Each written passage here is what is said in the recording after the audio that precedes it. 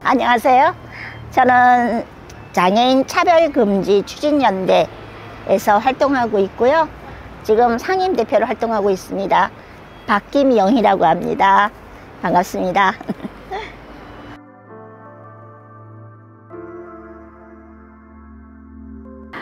제가 처음에 장여성 운동을 시작했거든요.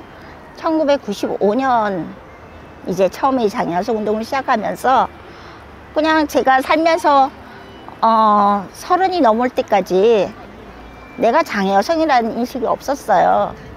그냥 장애인으로 내가 장애인이기 때문에 할 수 없었고 장애인이기 때문에 차별받고 그렇다고만 생각했는데 내가 여성이다 라는 인식을 장여성 운동을 시작하면서 알게 됐고, 그러면서 장애 여성으로서의 내가 차별받고 그리고 할 수 없었던 것들, 그리고 내가 불편하게 느꼈던 것들, 이런 것들이 나에겐 당연한 권리인데 그 권리가 당연한 게 아니더라고요.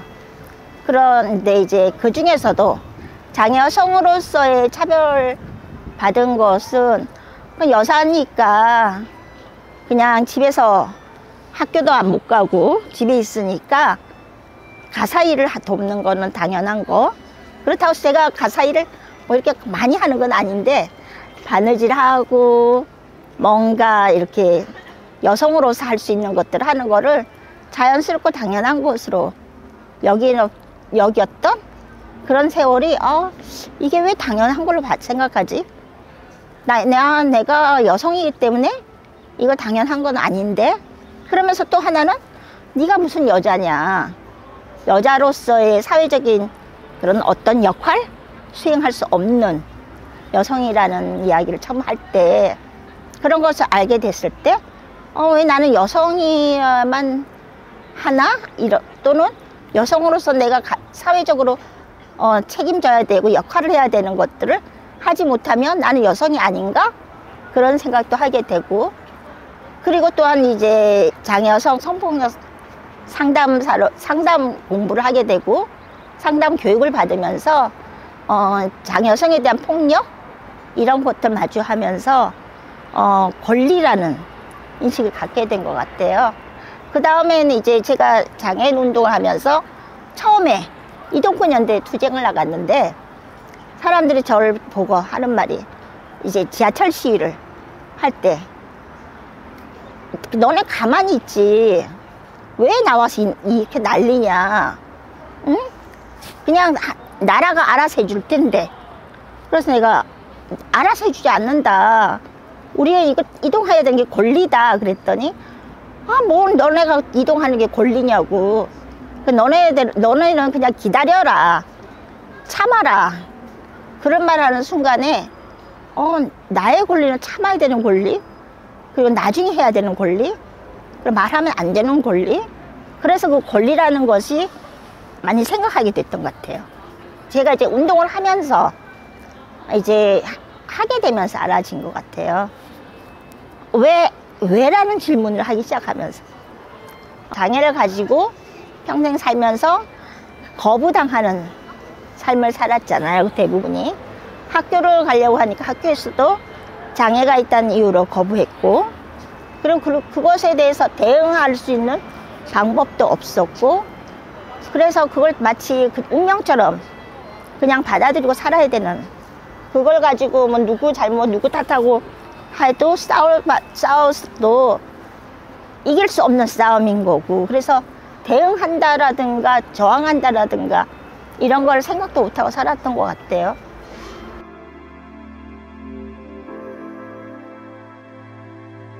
존재하고 있다, 알리는 운동.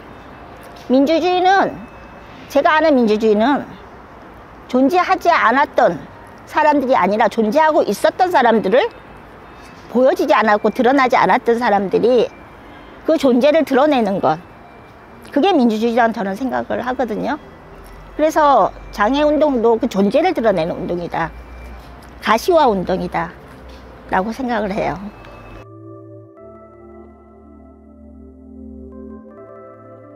(87년대) 그런 민주화 투쟁이 없었다면 지금 이 10년이 지난 후에 장애인운동이 그러한 결과들을 만드는, 제도화시켜내는 장애차별금지법이 마찬가지로 장애인은 차별받아서는 안 된다라는 이 기본 원칙을, 그리고 장애인뿐만 아니라 사람은 차별받아서는 안 된다, 사람에 대한 존중, 이것의 바탕이 되는 법을 제정하는 데는 정말 그 민주화 운동이 가장 기초였다고 저는 생각을 해요.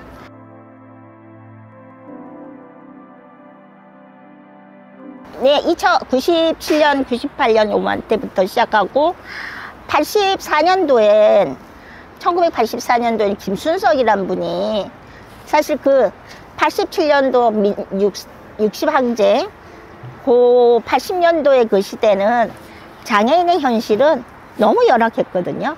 1984년도에 그 김순석이란 분이 서울시장에게 유서를 쓰고 자살을 했어요.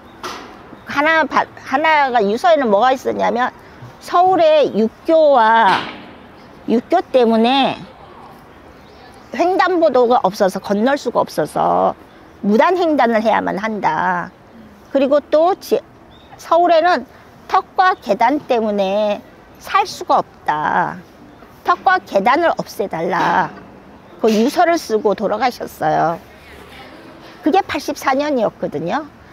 그러게 그만큼 장애인은 집 앞에 나가면 턱이고 계단 밖에 없어서 휠체어를 사용하는 장애인이었던 김순석은 5살짜리 아들을 두고도 가정을 이루고 살려고 열심히 사는 가장이었지만, 그 액세서리를 만들어서 남대문에 가서 납품하고 팔고 그렇게 살려고 노력했지만, 그 턱과 계단 때문에 돈이 있어도 밥을 사 먹을 수가 없고, 목말라도 물 한 모금 사 먹을 수가 없는, 그래서 도저히 살 수가 없다. 그래서 서울시장, 연보현 서울시장에게 편지를 쓰고 장애인은 살 수가 없는 곳이다라고 그렇게 스스로 돌아가셨어요. 그래서 40년이 지난 지금은 이제 뭐 대법원에서 좋은 판결도 나오고 그랬지만, 그렇게 80년대는 장애인의 삶이 그랬어요. 그리고 나서 이제 90년대부터는 장애인들이 이제 투쟁을 이제 조직하기 시작하고, 그리고 장애인 고용 촉진법, 장애인 노동권 보장을 위한 법을 제정하려고 노력도 하고, 뭐 그런 여러 가지 법을 제정하면서 제도화 시켜내는 걸 해냈죠.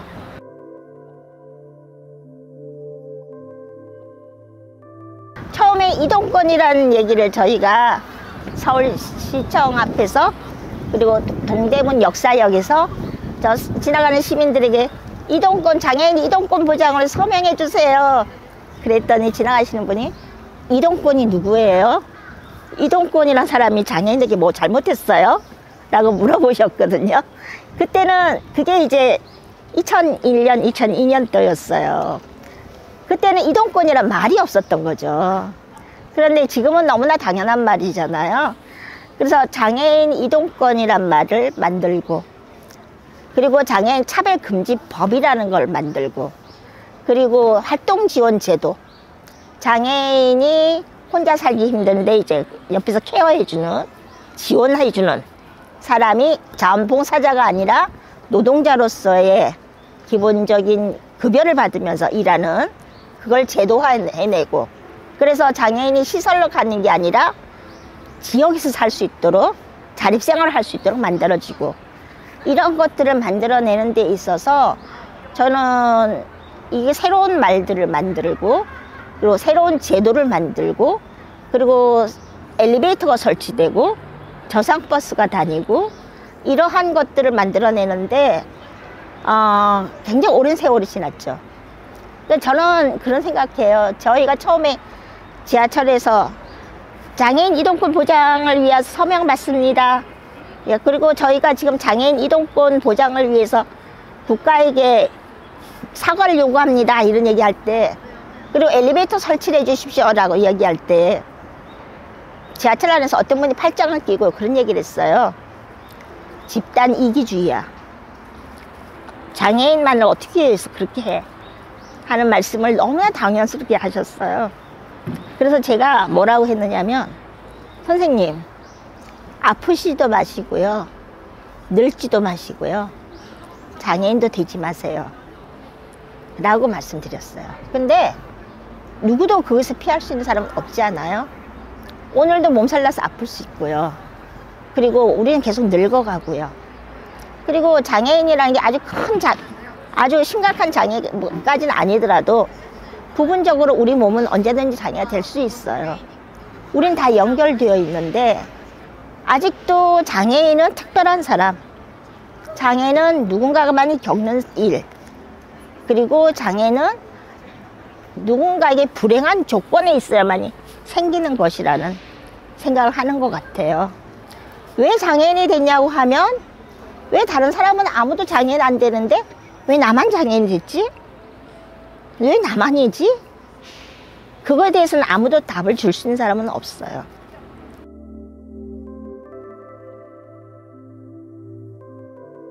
저는 민주주의는 일상이라고 생각해요. 일상의 감각.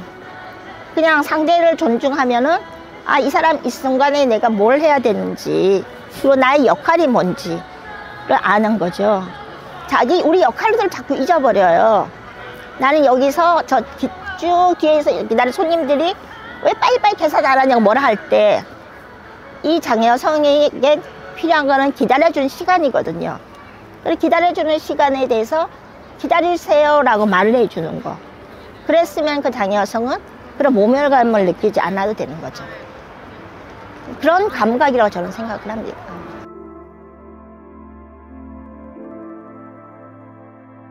장애와 여러 가지 조건들이 그 사람은 지역에 살 사람이 아니야, 이걸 누가 판단하겠어요? 판단할 수 없다. 그래서 모든 사람은 지역에 살아야 된다. 갇혀져서 사육당하는 사람은 안 된다 라는 생각이고요. 그래서 탈시설이 지금의 장애인의 의제예요.